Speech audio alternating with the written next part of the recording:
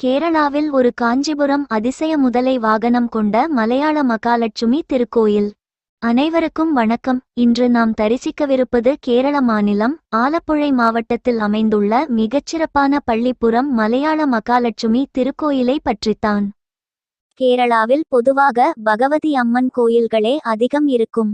ஆனால் அன்னை மகாலட்சுமிக்கென அங்கு அமைந்திருக்கும் மிக அரிதான தனிக்கோயில் இது என்பது இதன் முதல் சிறப்பு. இந்த ஆலயத்தின் வியக்கவைக்கும் சிறப்புகள் அஷ்ட ஐஸ்வர்யம் தரும் அன்னை. இங்கு அன்னை மகாலட்சுமி 4 கரங்களுடன் காட்சியளிக்கிறார். முன் கைகளில் நெல்கதிர் மற்றும் கிளியையும் பின் கைகளில் சங்கு சக்கரத்தையும் ஏந்தியபடி அஷ்ட ஐஸ்வர்யங்களையும் வாரி வழங்கும் கோலத்தில் அருள்பாலிக்கிறார். அதிசய முதலை வாகனம். இந்த கோயிலின் தல வரலாற்றின்படி அன்னை மகாலட்சுமி காஞ்சிபுரத்திலிருந்து ஒரு முதலை மீது அமர்ந்து இங்கு வந்ததாக கூறப்படுகிறது. அதன் அடையாளமாக இன்றும் கருவறைக்கு அருகிலேயே முதலையின் திருவுருவம் கல்லால் செதுக்கப்பட்டு வழிபடப்படுகிறது.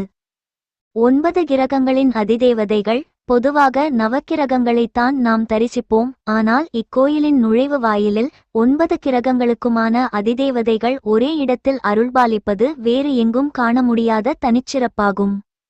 இனிக்கும் தீர்த்தம். கோயிலுக்கு அருகிலுள்ள ஏரி நீர் உப்பாக இருந்தாலும் மகாலட்சுமி வந்து இறங்கியதாக கருதப்படும் குளத்தின் நீர் மட்டும் தேன் போல இனிப்பது இன்றும் ஒரு ஆச்சரியமான நிகழ்வு. வேண்டுதல்களும் பலன்களும். திருமணத்தடை நீங்க.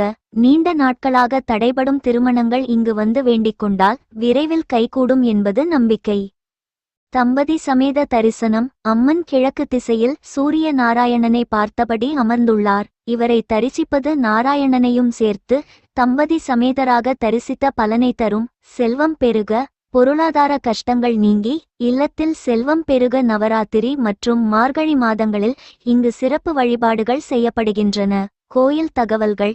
ஊர் பள்ளிப்புறம் சேர்த்தலாவிலிருந்து 30 கிலோமீட்டர். ஆலப்புழை மாவட்டம், கேரளா. நேரம் காலை 5 மணி முதல் 11 மணி வரை, மாலை 5:30 மணி முதல் இரவு 8 மணி வரை.